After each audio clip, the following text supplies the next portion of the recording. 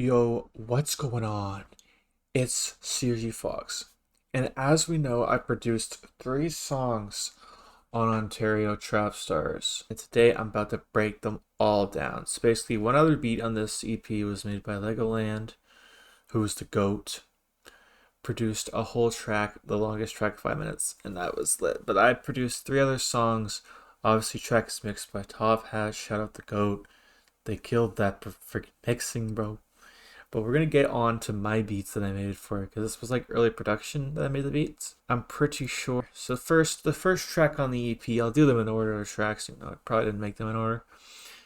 We have the first song, Loonies, Toonies, and Goonies. Basically, with Loonies, Toonies, and Goonies, I had a sample here. I'm just going to play that. Basically a Freddie Icy sample that I had in this random drum kit. I think it was a Sign Language 2 kit. Now, additionally, with that sample, there's a bit of effects on it. I'll show you. Like sound goodizer and stuff, gross beat, just make it sound a little bit more different. We have a melody here, which plays throughout the entire track.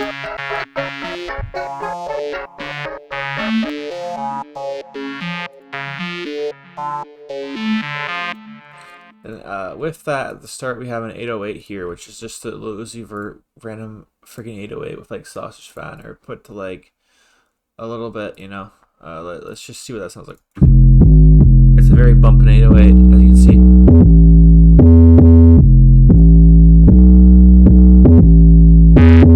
And obviously, there's a bit of pattern here that I really like. It's like,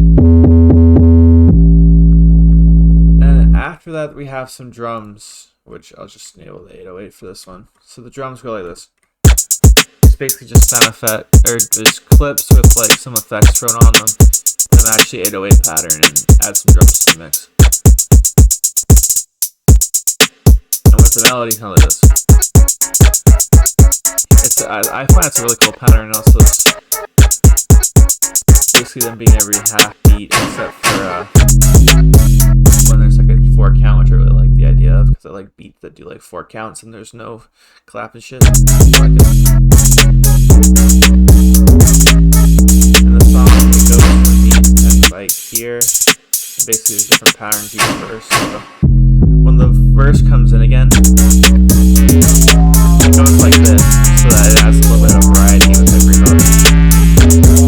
We have the stomp, which I really like. I just put in first because the beats, to me, like kind of like one of those beats.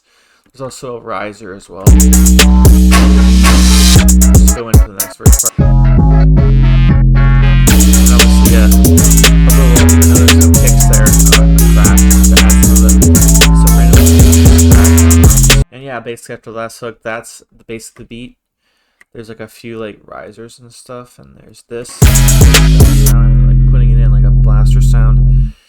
And yeah, so Looney Tunes and Goonies was just simple and a really cool 808 and from pattern I made. There's also a tag here, which is my class tag. It's Cameron.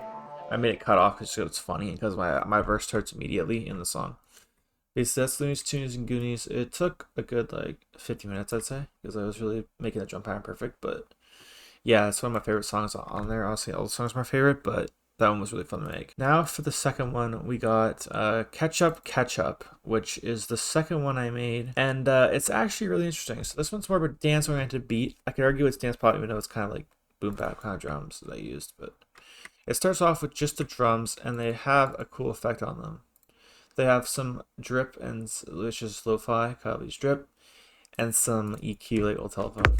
So it sounds like this. Sounds like the drums just come in like a kind of like a punk song would have. The drums come in. I don't know. I thought it was cool, and you'll see why I chose this style later. It's Cameron, bitch. Tag. So basically, this is the first melody. So it sounds like this. I like how this came out a lot. Especially like the chords myself. I can make like all the melodies myself here.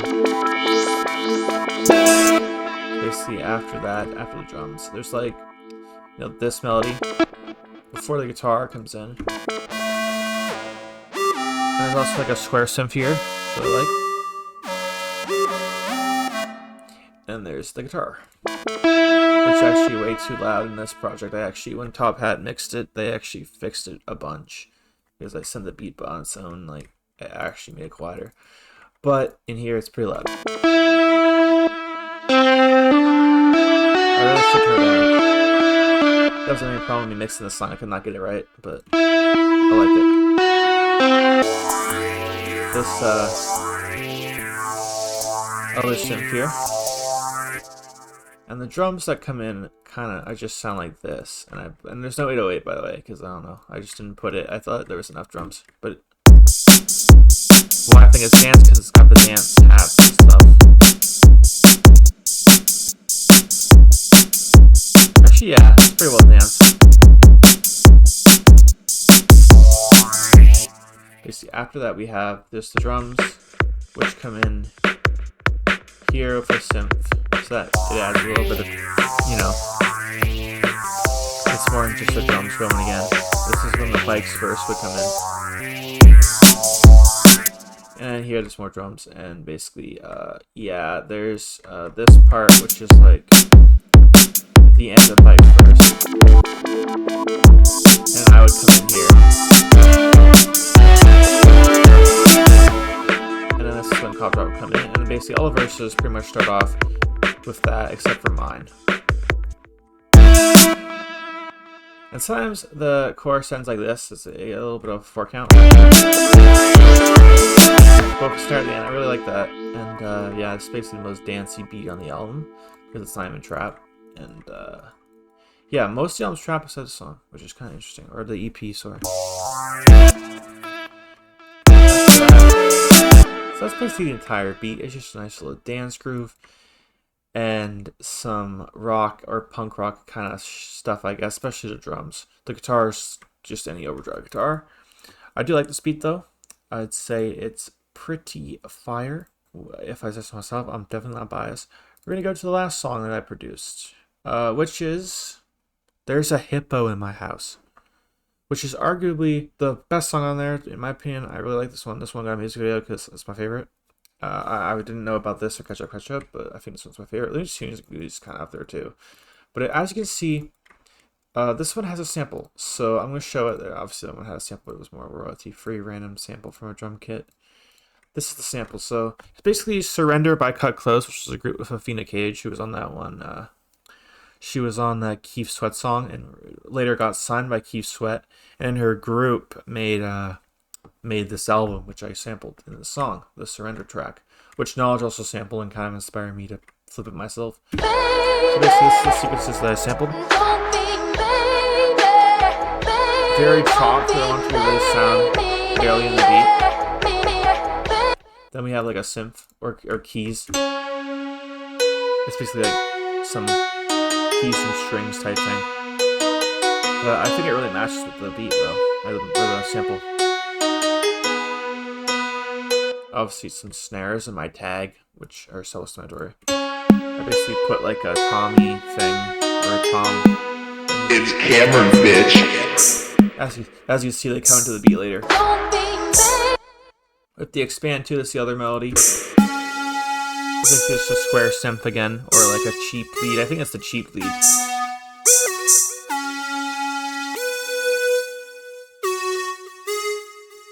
So after that, there's some drums, and they basically go like this. And with the toms and the high and the open hats, I say this is really, really slick. There's a lot of bounce to the beat, even though it's like 143, not super fast. I mean, 143 is pretty fast for a trap beat or plug beat, but you know what I mean. This one I consider plug. And with the sample, it's kind of this.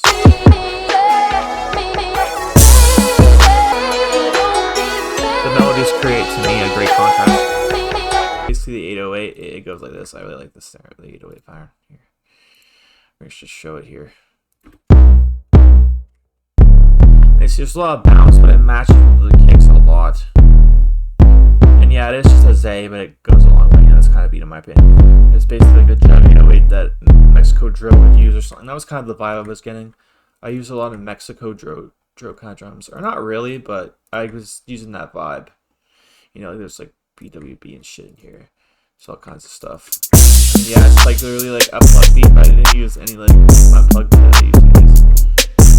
So as you can see, all the drums come together, the snare claps on the same track, just because it's basically the same thing for effects. And then it's just this, and basically this is when Koffdrop's verse will come in, which is very short. Both Koffdrop and Bike's verse is very short, but the hook and my verse take up most of the song.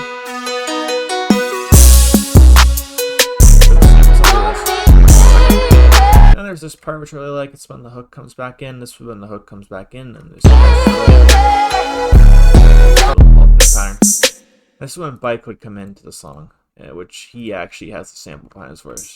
Because it's different. There's just so the beat doesn't really change. It has the same pattern as Koffdrop's hook, and then it goes into a new pattern, which is just kicks.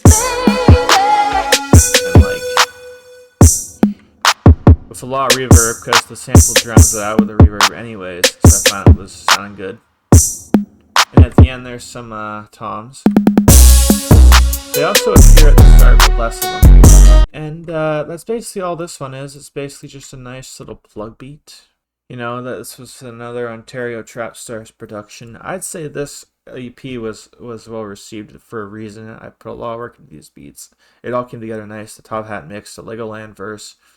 It was a fun time. It was a fun time to collab with two people I collab a lot, Tending Bike and Koffdrop. It was a good time to make it. So I just wanted to show how I made some of the beats, so you guys like that. And yeah, I think I'll see you next time. This is gonna be on the Flex channel. So yeah, hope you guys enjoy that.